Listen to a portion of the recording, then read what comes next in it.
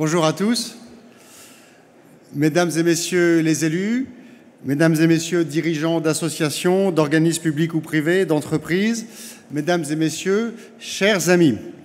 Je suis très heureux de vous accueillir cette année encore au nom de France Énergie Éolienne pour l'événement majeur de l'éolien en France, le colloque national éolien.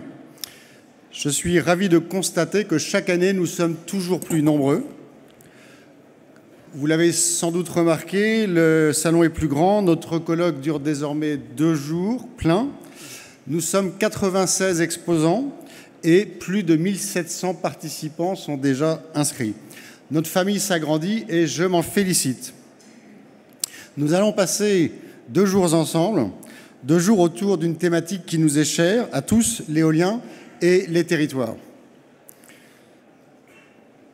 Professionnels de l'éolien, nous en avons tous conscience, c'est au cœur de nos territoires que la transition énergétique se fait. Communes, départements, régions font chaque jour preuve de détermination pour développer le modèle énergétique de demain. Ce sont leurs engagements, ceux de leur population et de leurs élus qui rendent possible l'avenir dont la France et le monde ont besoin. L'urgence climatique frappe à notre porte. Vous le voyez comme moi, l'actualité reporte malheureusement tous les jours des événements dramatiques. Les Français se mobilisent. Ils manifestent partout sur notre territoire pour dire « non, il n'est pas trop tard ». Il est urgent de changer notre façon de produire et de consommer l'énergie. Les Français exhortent le gouvernement et le président de la République à mettre en cohérence les paroles et les actes, à faire des discours une réalité. On ne peut pas être champion de la Terre et ne pas faire la transition énergétique dans son propre pays. Quelque chose est en mouvement, en France, mais aussi dans le monde. C'est, je l'espère, le début d'un grand changement dont nous sommes déjà un des agents les plus actifs. 2018, c'est le cinquantenaire de mai 68, avec son célèbre slogan « Soyez réalistes, demandez l'impossible ». Pour certains, l'éolien serait irréaliste. Pour d'autres, nous demandons l'impossible. Il n'en est rien, ni de l'une ni de l'autre proposition. Le possible, qu'il y a encore quelques années semblait impossible, c'est de changer le logiciel énergétique de notre pays et du monde, de réaliser une transition énergétique complète, ancrée sur le renouvelable et la lutte contre le changement climatique. Ce possible est à portée de main. Ce possible, c'est celui qu'attendent nos concitoyens. Ce possible, c'est celui auquel vous œuvrez chaque jour, vous tous professionnels de l'éolien. Ce possible, c'est celui qui fait notre fierté. Le réalisme à présent, c'est devenu en réalité l'atout et l'allié de l'éolien. Le réalisme, c'est promouvoir une énergie propre, sûre, inépuisable, pilier de la transition énergétique dans le monde et en France, et garante de notre indépendance énergétique. Le réalisme, c'est la compétitivité de l'éolien. Pour le terrestre, un prix de 65 € le mégawattheure au premier appel d'offres, un prix transparent qui couvre la totalité du cycle de vie, démantèlement compris, un prix tendanciellement orienté à la baisse. C'est la compétitivité également de l'éolien offshore, avec notamment pour Dunkerque, un prix attendu très compétitif par le gouvernement, de l'ordre de la moitié du prix du nouveau nucléaire. Le réalisme, ce sont les créations d'emplois. Nous publions l'Observatoire de l'éolien 2018, 1300 nouveaux emplois créés en 2017 dans la filière éolienne, 4 emplois créés par jour, des emplois durables, stables, non délocalisables, au cœur de nos territoires. Au total, plus de 17 000 emplois dans la filière éolienne. On nous oppose parfois les emplois dans d'autres filières, notamment nucléaires. Ramenés à la production électrique au térawattheure, environ 5% pour l'éolien, 70% pour le nucléaire, la filière éolienne est plus riche en emplois que le nucléaire. On nous dit aussi parfois que la France n'a pas pris le train de l'éolien, comme si tout avait été joué dans un passé mythique. Il n'en est rien. L'éolien est une industrie mondiale, une industrie d'opportunités. Chaque jour, des industriels innovent, définissent, sélectionnent, achètent des composants, des systèmes, des services, des prestations. En réalité, le train de l'éolien passe tous les jours en gare. C'est à chacune de nos entreprises de décider si elles montent dedans et avec quelle valeur ajoutée. Le réalisme, c'est une intégration toujours plus poussée des énergies renouvelables au système électrique et au marché de l'électricité. Les scénarios RTE publiés l'an dernier vont jusqu'à prévoir 70% de renouvelables dans le système électrique français en 2035, et ce n'est qu'un point de passage. C'est dire la marge de progression qui existe aux yeux du gestionnaire du réseau de transport, dont personne ne peut contester l'autorité en la matière. Le réalisme, c'est aussi la tenue des engagements. L'atteinte par l'éolien des objectifs fixés par la précédente PPE, la fameuse programmation pluriannuelle de l'énergie dont je vais reparler, donc objectif de 15 gigawatts en 2018 qui va être atteint par l'éolien. Le réalisme, enfin, c'est l'adhésion des Français en faveur de l'éolien. Il est temps de rectifier ici des idées reçues trop facilement ou répétées complaisamment en boucle par un certain nombre de médias. Les résultats du sondage réalisé par Harris Interactive sur l'image de l'éolien auprès des Français et auprès des riverains de parcs éoliens vous seront présentés dans l'exposé qui suit mon intervention. J'en dévoile quelques éléments, mais parce que ces résultats sont spectaculaires.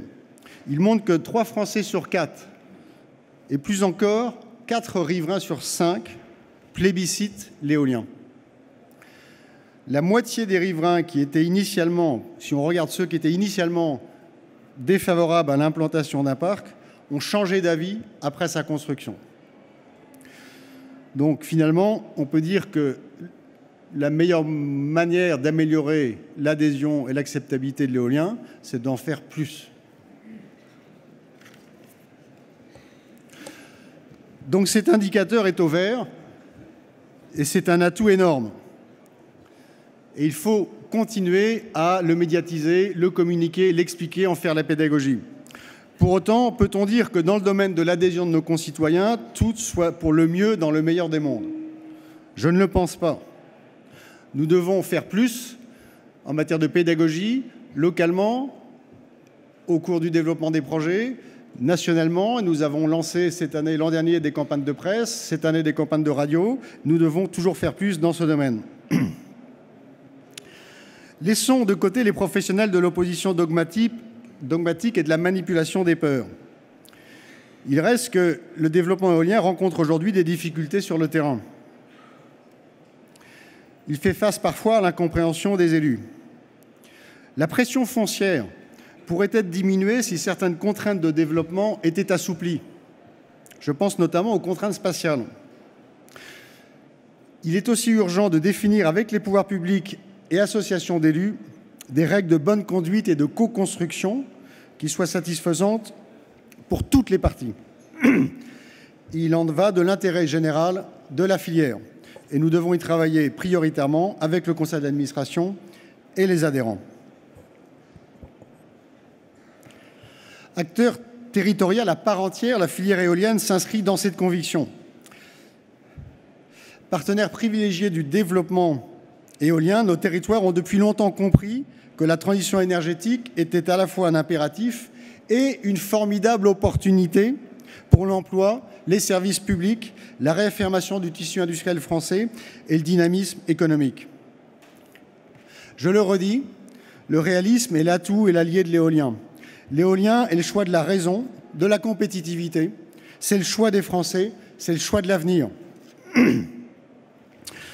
Pour reprendre les mots mêmes de Nicolas Hulot lorsqu'il était encore ministre, il serait paradoxal, alors que des enjeux très importants sont aujourd'hui en cours, que le gouvernement, je cite, soit emmené dans la dérive de la filière nucléaire.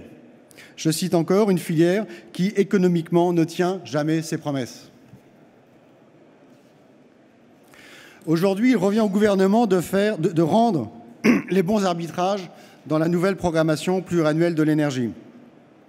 Le gouvernement et le président de la République doivent transformer les paroles en actes et faire un choix assumé en faveur de l'éolien. Pour l'éolien terrestre, bien sûr, avec un rythme annuel supérieur à 2 gigawatts par an.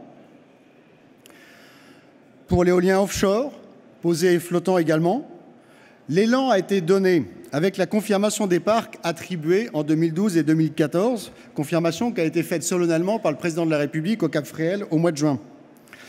Également élan donné avec le lancement de fermes pilotes flottantes. L'industrie est l'arme au pied, de même que les régions littorales. Il faut capitaliser sur les investissements faits dans les usines, dans les ports, sur l'avance technologique prise dans la technologie des flotteurs. Le gouvernement doit attribuer d'ici 2024, c'est ce que nous demandons, 1,5 gigawatts par an, posés plus flottants, en priorisant pour ce dernier les sites de meilleur gisement et aux meilleures conditions économiques. Pour le court terme, nous attendons du gouvernement qu'il règle le problème de l'autorité environnementale, qu'il mette en œuvre les conclusions du groupe de travail national éolien, qu'il réalise des appels d'offres réguliers et transparents, qu'il simplifie et stabilise un environnement réglementaire complexe.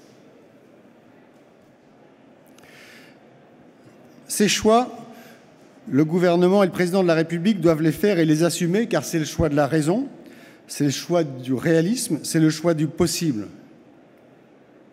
C'est aussi le choix de l'espoir, car la vision d'une transition vers des solutions durables et économiques, la lutte contre le changement climatique, nous ne les faisons pas pour nous.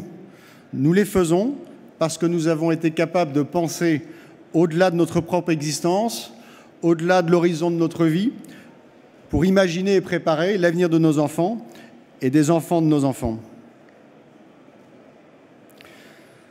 Tous ici le savons, le chemin a été long, semé d'embûches, et il le sera encore pour un temps. Mais c'est armé de nos savoir-faire et de cette conviction profonde que nous avançons sur le chemin d'un monde où transition énergétique signifie création d'emplois et compétitivité, où sobriété et efficacité énergétique se conjuguent avec énergie renouvelable, où production et consommation électrique s'articulent au sein de territoires citoyens et vertueux. C'est désormais une tradition. Depuis 9 ans, nous nous réunissons toujours plus nombreux. Je voudrais vous dire combien France Énergie Éolienne est fière d'incarner une filière aussi novatrice, aussi dynamique et mue par un but aussi noble. Je vous souhaite à toutes et à tous de passer un excellent moment durant ces 2 jours à venir.